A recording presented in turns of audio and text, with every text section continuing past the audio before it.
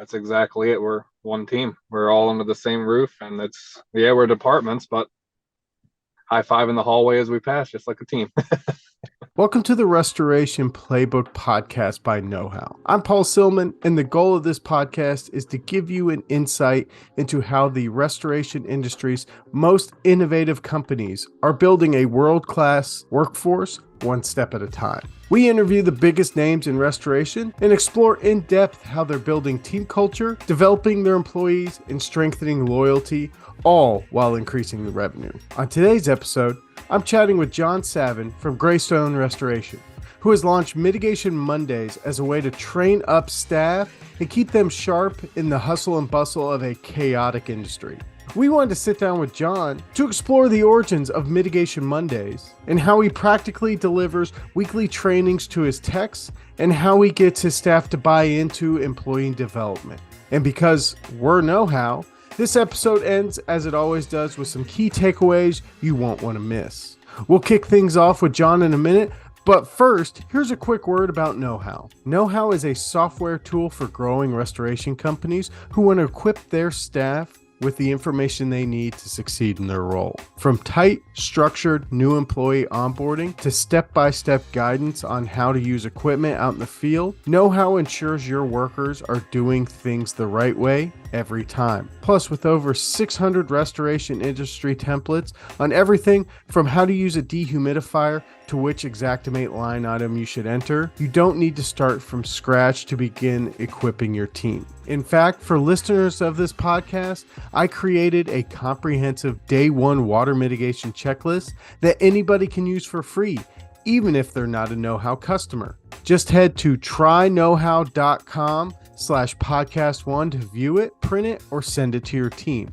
Again, that's tryknowhow.com/podcast1, and we'll also throw a link in the show notes. All right, with that, let's kick things off to John Savin of Graystone Restoration.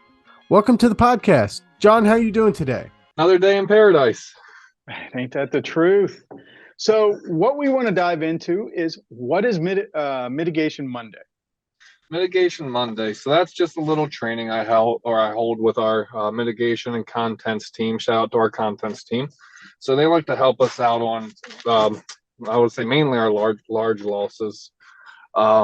So we get together every Monday. We go over tactics, training, and procedures of what makes us a mitigation company. It's not so much how mitigation is, it's kind of what mitigation is. It's the science of the drying, the importance of documentation, the importance of photos, but we have fun with it. We do it all on our phones. We use all app-based products. So, I mean, you get to use your phone during work. It's not like you have to hide. It's kind of, I like to say, like the new age. It's not the paper, not the scripts, not the just reading from a script. It's kind of hands-on and bringing it to your face. That's awesome. So what kind of benefits have you seen in your team? Like, how is it affecting their day by day? They give me training ideas. So, like, hey man, I want to work on containment this week. I want to work on monitoring. I want to work on best practices for photos. So I hear all the struggles in the field and what needs to be covered. So we'll get together, and every Monday, like I said, we'll go over the training topics. So for instance, last week was job site photos. We had an incident where we're a pretty TPA heavy company. So there was a job where a few photos got missed, and we all did a mock-up job. So we acted like our little classroom got trained or had a loss, and each person went through and was hands-on with it. Will our contents team be on every loss? No, but we can teach them every loss that can possibly come through our door. Exactly. So what kind of impact is this having on your team? Like, you mentioned it's a confidence level. It's allowing them to be that first responder in the door, but Correct. Being that expert, like how are you seeing that turn out? We see sales. So sales, they speak more confidently. They sell the job for our sales team, essentially, just with their education, with their knowledge, and with their boost of confidence, actually having a better handle on what they're doing on their day-to-day. That's fantastic. But the real question everyone wants to know is, I know you said you make it fun, but how do you keep your guys like entertained to do it? I'm pretty young. I'd like to say I'm in the younger bracket of managers in our industry. So we just kind of do it how we see it ourselves, how we want to be taught. And like I said, we kind of break that script and bring it to your face. Here, actually go out and pull the baseboard off, put it back on, put it off again. And it's more hands-on versus videos and scripts.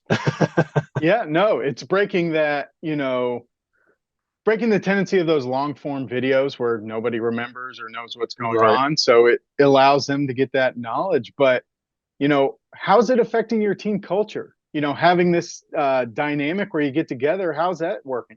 Our lead techs are taking like the newer guys under their wings more. Hey man, come here, let me show you some things, because we have the Monday. We can do a little breakout session. If your crew needs special type of work, then we will do a breakout and cover the specific topic, i.e. containment, monitoring, photos, or we can do it as a whole training if it needs to be something blanketed over the whole company. And if it's a good idea, it's a good idea. Absolutely. Now, let me ask you something important. When you first implemented this, obviously some people have experience. How did you help motivate those guys who maybe think they knew what they were doing or maybe didn't think they needed the training?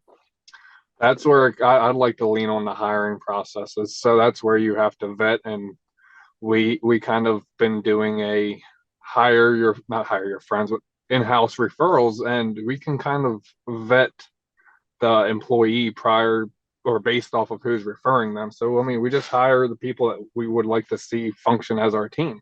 Not every applicant through the door is going to be the one that you want holding the moisture meter. So you just got to pick the best team and make the team the team. No, exactly.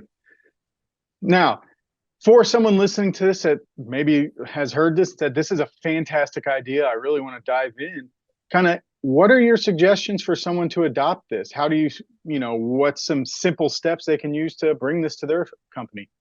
Listen, so like I said, every training that I bring up is an issue that was in the field. I hear the guys picking on each other. Oh man, remember that time you dropped the fan or something like that? Just put your ear to the ground and it'll give you everything you need to design your own training and take care of your people. That's fantastic. Now, let me ask you a big question. What's the next upcoming topic? The next upcoming topic is communication. So we do structure, we do contents, and we do mitigation. We're full service. So we're running into an issue of a handoff in between departments. So for instance, when are PRVs scheduled? When are PRVs going to be complete? When is the mold job going to be done? So that way the structure team can roll in.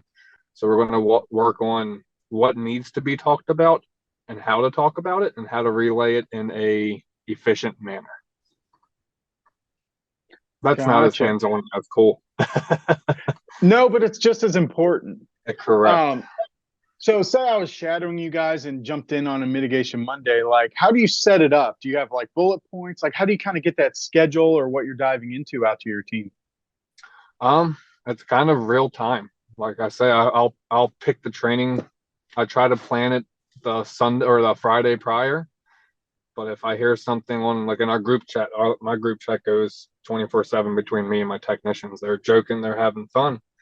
And what I have planned Friday might change come Sunday if I see an issue that pops up in the group chat. It's really hit or miss every single day. So, like I said, I could have a whole hour lesson plan, but then I see something else and boom, that's gone. Let's talk about that. Or I'm big on Facebook. I see Michelle Blevins over there at CNR, and she puts out a topic. I'm like, let's talk about that. So it's really just what's important and what's relevant to you. Absolutely. We're big fans of Michelle's over here at KnowHow. My question to you is, coming from restoration, Monday mornings can sometimes be a drag. What do we do over the weekend? What monster loss came in? Yeah. How do you do you see any kind of production by having this on a Monday morning? Maybe gets them in the focus of getting into work, or is it helping you guys get into the week? Exactly. I would say it's a rope back in from the weekend. It kind of gets you dialed in, gets you a little breathing time before the hectic week ahead. So get you more focused. I'd say get you more definitely, just stay focused. Awesome. Now, is it more lecture, kind of open discussion, or do you have any kind of presentation or anything like that?